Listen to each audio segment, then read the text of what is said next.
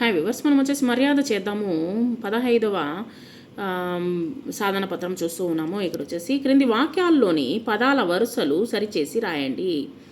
ఇక్కడ వచ్చేసి వీటిని ఎట్లంటే అట్లా ఎగుడు దిగుడుగా ఉన్నాయి, వాటిని కరెక్ట్ చేసి రాయాలి. శనగలు 2 డబ్బా రూపాయలు నిచ్చున్నారు, దాన్ని సరిచేసి రాయాలి. డబ్బా శనగలు 2 రూపాయలు. వనజ కొప్పులో మల్లెలు పెట్టింది. అబ్బాయి సబ్బుతో ముఖం కడిగాడు. జెర్రీ తొర్ర నుండి జారిపడింది. అమ్మ అన్నం వండి వడ్డించింది. తర్వాత క్రింది పదాలను జత చేసి రాయండి. కొత్త దుత్త ఈ విధంగా ఉన్నాయి, వాటిని సరిచేసి రాయండి. కొత్త దుత్త, గుడ్డి గవ్వ, చల్లని మజ్జిగ, కర్ర బొగ్గు, తాత దగ్గు.